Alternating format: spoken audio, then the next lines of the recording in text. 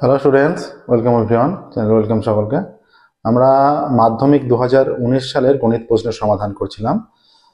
আমাদের আজকের পালা 9 দাগের যে প্রশ্নগুলো আছে সেগুলো সলভ করা। 9 দাগের মূলত উপপাদ্য পড়ে, সেই উপপাদ্যগুলো আমাদের সলভ করতে হবে। উপপাদ্য দুটো থাকে, তার মধ্যে একটা করতে হয়। তোমরা যেটা যেটা সহজ লাগে সেটা করো, কিন্তু আমরা এখানে প্রত্যেকটা মাধ্যমিকের সালের যা কোশ্চেন পড়ছে প্রত্যেকটা থেকে সমস্ত কোশ্চেনই সলভ করে দিচ্ছি, কারণ পরবর্তী সালগুলোর জন্য প্রত্যেকটা সালের কোশ্চেনই গুরুত্বপূর্ণ।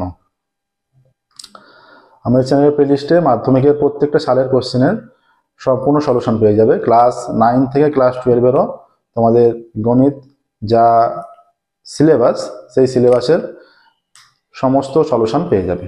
ঠিক আছে, প্রত্যেক দিন আমাদের নতুন ক্লাস পাবলিশ করা হয়। তাহলে আজকে আমরা 2019 সালের 9 দাগের কোশ্চেন সলভ করবো। 9 দাগের একেরটা যেটা এসছিল, দেখো 9 দাগের একেরটা যেটা এসছিল, 9 দাগের 1, প্রমাণ করো যে অর্ধবৃত্তস্থ কোণ সমকোণ। 9 দাগের 1, তাহলে এটা আমাদের প্রমাণ করো যে অর্ধবৃত্তস্থ কোণ সমকোণ, এটা প্রমাণ করতে হবে। প্রমাণ করো যে অর্ধবৃত্তস্থ কোণ সমকোণ যথেষ্ট গুরুত্বপূর্ণ উপপাদ্য, যে কোনো সালের জন্য এতটা গুরুত্ব দিয়ে বলা যায়। ঠিক আছে, যে কোনো সালের জন্য যথেষ্ট গুরুত্বপূর্ণ উপপাদ্য।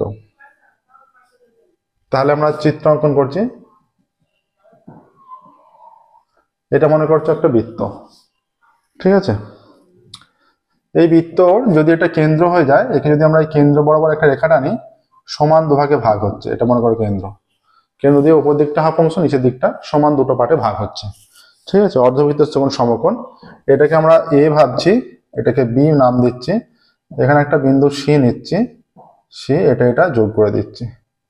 ঠিক আছে, এ বি সি, এখানে একটা নাম দিচ্ছি ও। ঠিক আছে, তাহলে এখানে প্রদত্ত কি আছে, এখানে বলছে অর্ধবৃত্তস্থ কোণ। তাহলে অর্ধবৃত্তস্থ কোণ মানে ধরা যাক ও কেন্দ্রবৃত্তে কোণ এ সি বি যে কোনো একটি অর্ধবৃত্তস্থ কোণ। শুরু করছি, দেখো প্রমাণ। ও আচ্ছা, ধরা যাক এখানে হয়ে যাবে, ধরা যাক ও কেন্দ্রীয় বৃত্তে কোণ এ সি বি যে কোনো একটি অর্ধবৃত্তস্থ কোণ। আমরা যদি যে কোনো একটি বলে রাখি, যে কোনো মানে কি, যে কোনো মানে কোণটা যেভাবেই হোক অর্ধবৃত্তস্থ কোণ হলেই সেটা সমকোণ আমরা বলতে পারবো, তার মানে। ঠিক আছে, কোনো কন্ডিশন না দিয়ে। তাহলে প্রমাণ করতে হবে অর্ধবৃত্তস্থ কোণ এক সমকোণ। তাহলে এসিবি প্রমাণ করতে হবে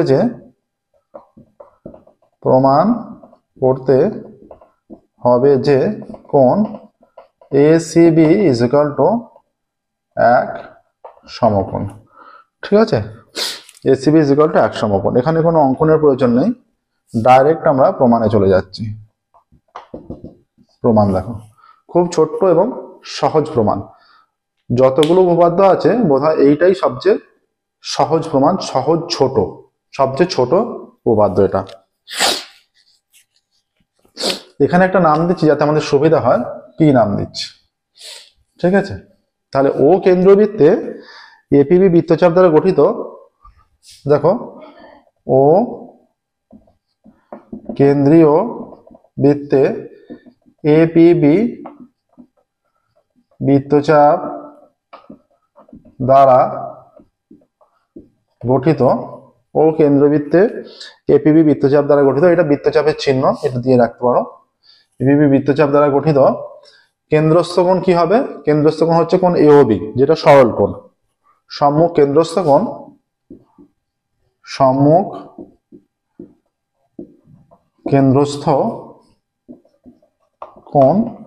কোণ এ ও বি।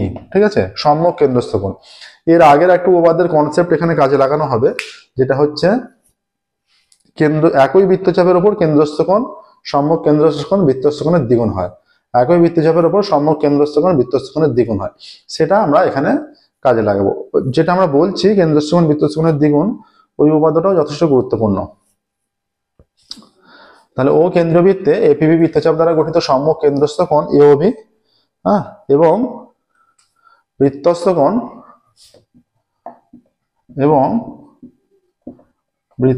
কোনটা, বৃত্তস্থ কোণ এসিবি, তাই তো, এবং বৃত্তস্থ কোণ এসিবি। আমরা জানি কেন্দ্রস্থ কোণ বৃত্তস্থ কোণের দ্বিগুণ হয় একই বৃত্তচাপের ওপর। আমরা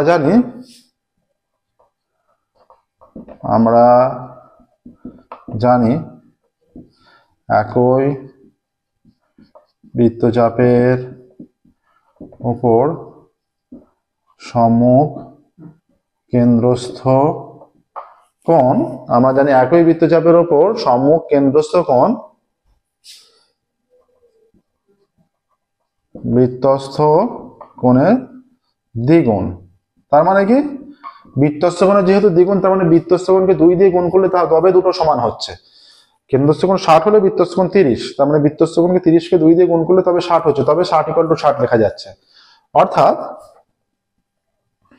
অর্থাৎ কোণ এ ও বি ইজ ইকুয়াল টু 2 কোণ এসিবি, ঠিক আছে, এ ও বি ইজ ইকুয়াল টু 2 কোণ এসিবি, 2 ইন্টু, ঠিক আছে। আমরা কি জানি, আবার যেহেতু এবি একটি সরলরেখা, তাই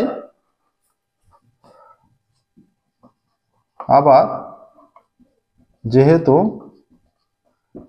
এবি একটি সরল রেখাংশ,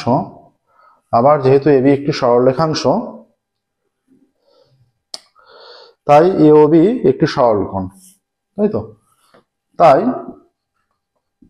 কোণ এওবি একটি সরল কোণ, ঠিক আছে। এওবি একটি সরল কোণ হয়ে গেল। দেখো, এওবি একটি যে সরল কোণ হলো, তাহলে এখান থেকে আমরা সরল কোণের মান কি জানি, সরল কোণের মান জানি 180 ডিগ্রি। আমরা সেই 180 ডিগ্রি মানটা এখানে পুট করে দিতে পারি, তাই তো, 180 ডিগ্রি মানটা বসিয়ে দিচ্ছি, ঠিক আছে। অর্থাৎ এখানে একটু মুছছি, দেখো, এওবি যে একটি সরল কোণ সেটা এই সম্পর্কের উপর বসাচ্ছি। অতএব সরল কোণের মান 180 ডিগ্রি, অতএব কোণ AOB is equal to 180 degree. অতএব 2 কোণ A C B is equal to 180 degree. অতএব কোণ A C B is equal to কত হচ্ছে, 180 ডিগ্রি বাই 2, তাই তো, 180 ডিগ্রি বাই 2 হয়ে যাচ্ছে। এবার দেখো, যেহেতু 180 ডিগ্রি বাই 2 হচ্ছে, অতএব কোণ A C B is equal to 90 degree is equal to 1 সমকোণ। কোণ এ সি বি 1 সমকোণ, অতএব অর্ধবৃত্তস্থ কোণ সমকোণ, ঠিক আছে। অতএব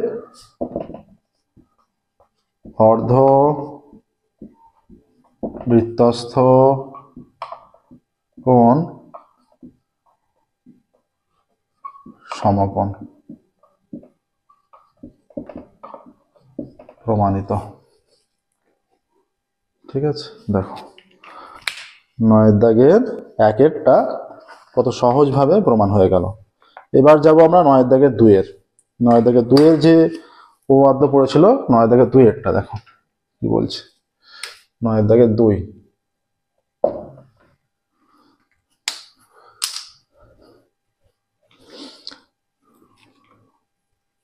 প্রত্যেকটা উপপাদ্য খুব ভালো করে বুঝে নেওয়ার চেষ্টা করবে, খুব ভালো করে বুঝে নেওয়ার মাধ্যমে সেটাকে মনে রাখবে, ঠিক আছে। কোনোভাবেই মুখস্থর দিকে যাবে না। মুখস্থ করার চেষ্টা করলে অনেকেই করে থাকে, যদিও সেই ভুলটা করতে চায়, যে মুখস্থ করার ভুলটা অনেকেই করতে যায়, কিন্তু সেই ভুলটা কখনোই করা উচিত নয়। মুখস্থ করে থাকলে কিন্তু সেটা কোথাও না কোথাও ভুল হয়ে যাবে, ঠিক আছে। দ্বিতীয়টা বলেছে, প্রমাণ করো যে যদি দুটো বৃত্ত পরস্পরকে বহিঃস্পর্শ করে, প্রমাণ করো যে যদি দুটো বৃত্ত পরস্পরকে বহিঃস্পর্শ করে প্রমাণ করো যে যদি দুটো বৃত্ত পরস্পরকে বহিঃস্পর্শ করে তাহলে স্পর্শবিন্দুটি কেন্দ্র দুটির সংযোজক সরলরেখাংশের উপর তাহলে স্পর্শ বিন্দুটি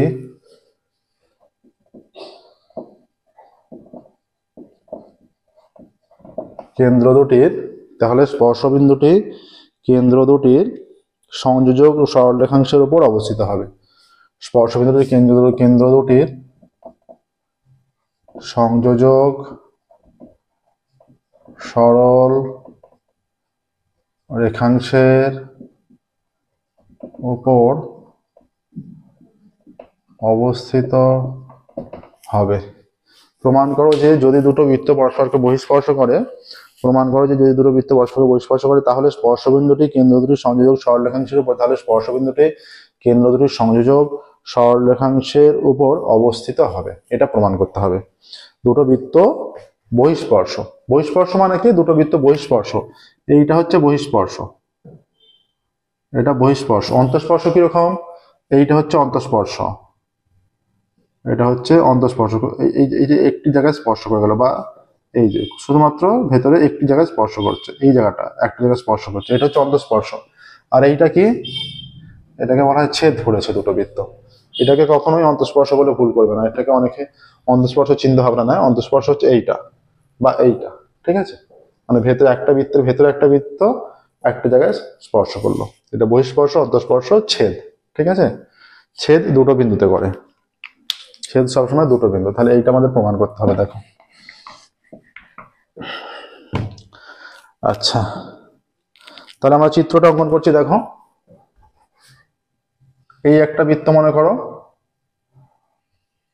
এই একটা বৃত্ত মনে করো, ঠিক আছে? দুটো বৃত্ত ধরা যাক, এর কেন্দ্র মনে করো এ, এর কেন্দ্র মনে করো বি, এইরকম একটা রেখা, ঠিক আছে? এ ও বি কেন্দ্রীয় দুটো বৃত্ত। হ্যাঁ, এইবার আবার যদি একটা স্পর্শক হয়, আচ্ছা, আমরা তোমাদের এটা বইয়ের নামেই নামকরণ করছি। এখানে মনে করো এস, এখানে মনে করো টি, আচ্ছা, এইটা আমরা বি নাম দিয়ে দিচ্ছি তোমাদের যাতে সুবিধা হয়। এটা এ নাম দিচ্ছি, ঠিক আছে? এ বি, আর এটা পি নাম দিয়ে দাও। একটা ছবি আঁকলেই হবে। তোমাদের বইয়ে দুটো ছবি দিয়ে দেওয়া আছে, চাইলে তোমরা দুটো ছবি দিয়ে করতে পারো, কিন্তু প্রমাণে একটা ছবি দিয়ে করলেও কোনো অসুবিধা নেই, যে নাম্বার কাটবে বা কোনো কিছু, তার কোনো ভয় নেই, ঠিক আছে? শুধুমাত্র বহিঃস্পর্শ দিয়ে দেখালেও হবে। যে অন্তঃস্পর্শের কন্ডিশনটাও দেখাতে হবে মাস্ট, তার কোনো ব্যাপার নয়। যে কোনো, যদি বহিঃস্পর্শ করে সেটা বলে দিয়েছে। যদি বহিঃস্পর্শ না বলে, এটা বহিঃস্পর্শ উল্লেখ করে দেওয়া আছে, যদি শুধুমাত্র যদি স্পর্শ করে বলে দিত, যদি দুটো বৃত্ত পরস্পরকে স্পর্শ করে, যদি স্পর্শ করে মানে বহিঃস্পর্শ অন্তঃস্পর্শ যে কোনো কিছু হতে পারে, সেক্ষেত্রেও তুমি যদি বহিঃস্পর্শটাই শুধু দেখাও, কোনো অসুবিধা নেই, ঠিক আছে?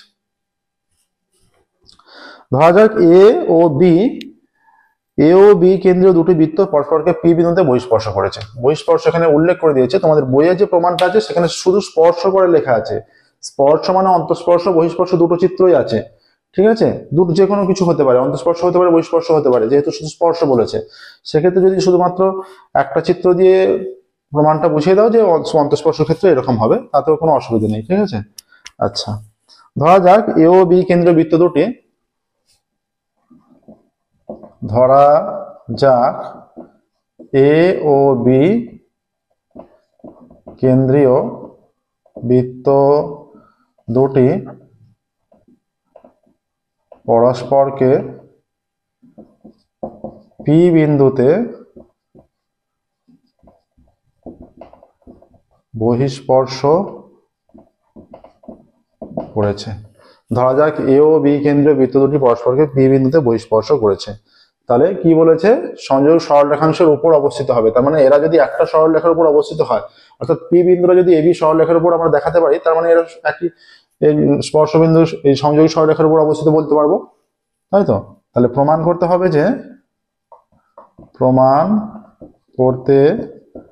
হবে যে এ কমা পি কমা বি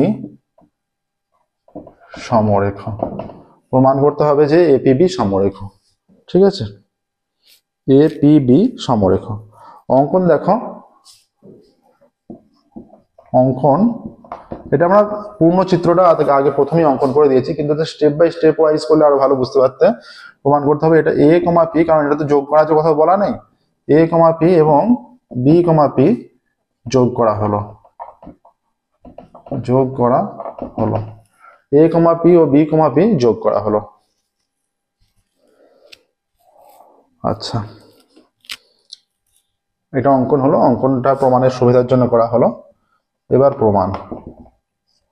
প্রমাণ দেখো, প্রমাণ হচ্ছে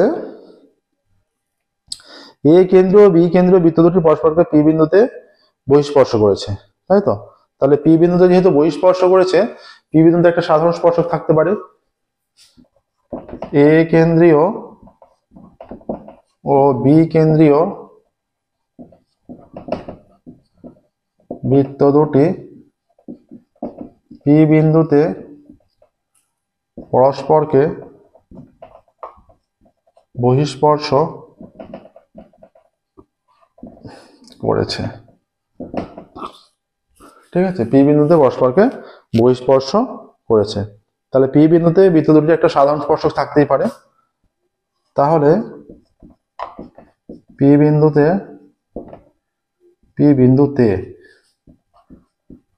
বৃত্ত দুটি একটি সাধারণ স্পর্শক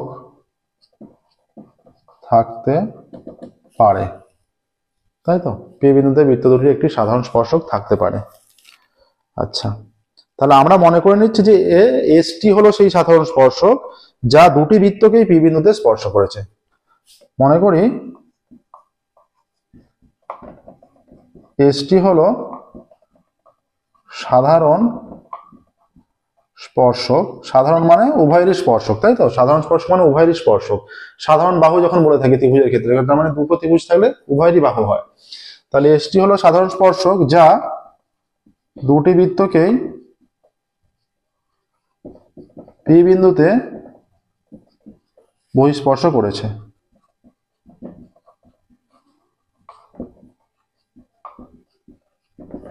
এসটি হলো সাধারণ স্পর্শক যা দুটি বৃত্তকেই পি বিন্দুতে বহিঃস্পর্শ করেছে, তাই তো? এবার দেখো এখানে ভালো করে দেখে নাও প্রমাণটা যতটা হয়েছে।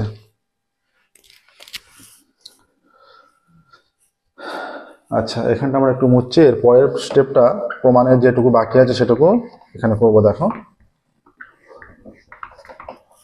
এবার দেখো, এবার যেটা হবে, এসটি হলো সেই সাধারণ স্পর্শক যা দুটি বৃত্তকেই পি বিন্দুতে বহিঃস্পর্শ করছে। তাহলে এবার দুটো বৃত্তের ক্ষেত্রে সেপারেটলি, এবার দেখো এ কেন্দ্রীয় বৃত্তের ক্ষেত্রে,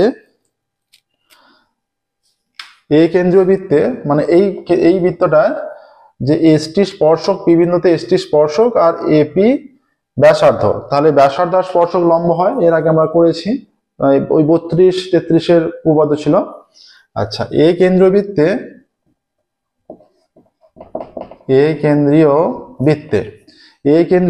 পি বিন্দুতে এসটি স্পর্শক এবং এপি স্পর্শবিন্দুগামী ব্যাসার্ধ। এ কেন্দ্রীয় বৃত্তে পি বিন্দুতে এসটি স্পর্শক এবং এপি পি বিন্দুগামী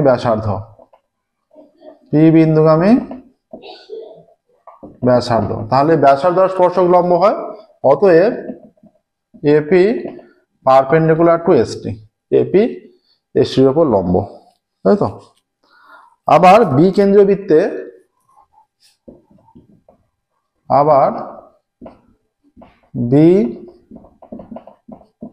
বৃত্তে এক্ষেত্রেও পি বিন্দুতে এসটি স্পর্শক এবং এটা এখানটা বৃত্তটাই হয়ে গেছে, এবং বিপি পি বিন্দুগামী ব্যাসার্ধ, অতএব BP perpendicular to ST. BP perpendicular to ST হলো, এবার দেখো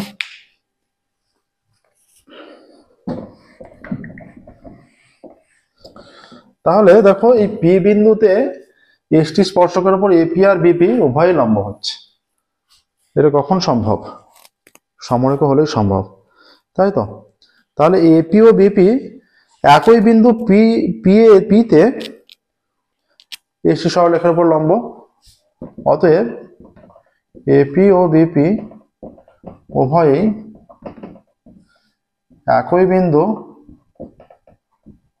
একই বিন্দু পিতে এসটি সরল রেখার উপর লম্ব। একই বিন্দু পিতে এসটি সরলরেখার উপর লম্ব, তাই তো? অতএব এপি ও বিপি যেহেতু একই বিন্দু পিতে লম্ব হচ্ছে, নিশ্চয়ই এটা একই সরলরেখা, তবেই তো একই বিন্দু পিতে লম্ব হবে, তাই তো? অতএব এপি ও বিপি একই সরলরেখার উপর অবস্থিত। অতএব এপি ও বিপি একই সরলরেখার উপর অবস্থিত। দেখো, তাহলে একই সরলরেখার উপর অবস্থিত, তার মানে সমরেখ। অতএব এ পি ও বি সমরেখ হলো, প্রমাণিত। দেখো, দুটো উপপাদ্যই প্রমাণিত হলো। 9 দাগে দুটো উপপাদ্য 2019-এ পড়েছিল, দুটো উপপাদ্যই প্রমাণিত হলো।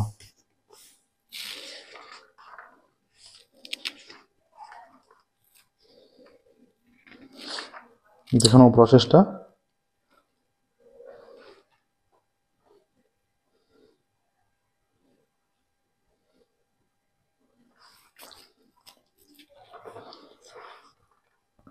তাহলে 2019 সালে মাধ্যমিকের যে দুটো উপপাদ্য 9 দাগের যে দুটো উপপাদ্য পড়েছিল, সেই দুটো উপপাদ্যই আমরা প্রমাণ করলাম, সলভ করলাম। ঠিক আছে, দেখে নাও। আজকের ক্লাস আমরা এখানেই স্টপ করবো, ফিরবো পরবর্তী ক্লাসে এবং এরপর থেকে সলভ করতে থাকবো আর অঙ্ক সলভ করতে থাকবো। প্রত্যেকদিন আমাদের নতুন ক্লাস পাবলিশ করা হয়, চ্যানেলটা অবশ্যই সাবস্ক্রাইব করবে এবং নোটিফিকেশন অন করবে। মাধ্যমিকের সম্পূর্ণ সলিউশন 2017 থেকে পরবর্তী প্রত্যেকটা সালের সলিউশন আমাদের চ্যানেল পেজে পেয়ে যাবে। ক্লাস 9 থেকে ক্লাস 12 এর ম্যাথের সম্পূর্ণ সলিউশন পেয়ে যাবে। যে কোনো প্রবলেম হলে চ্যানেল পেজে গিয়ে তোমরা তার সলিউশন পেয়ে যাবে। ঠিক আছে, এছাড়া যদি যে কোনো ডাউট থেকে থাকে তোমরা অবশ্যই কমেন্টে জানাবে, আমরা সেগুলো পুনরায় আলোচনা করব। কোনো চ্যাপ্টার বা কোনো প্রবলেম থাকলে সেগুলো তোমরা আমাদের কমেন্টে পাঠাতে পারবে, বা টেলিগ্রাম আমাদের গ্রুপ আছে, সেই গ্রুপে তোমরা পিক নিয়ে পাঠাতে পারবে। আমরা সেখান থেকে সেগুলো সলভ করে ক্লাসে সলভ করব, বা সেখানে সলভ করে তোমাদের টেলিগ্রামেই আমরা সেখানে আবার দিয়ে দিতে পারবো। ঠিক আছে, তো আজকের মতো এখানেই স্টপ করছি, ফিরবো পরবর্তী ক্লাসে এবং আরো অনেক প্রবলেম সলভ করবো। Okay, thank you very much everyone.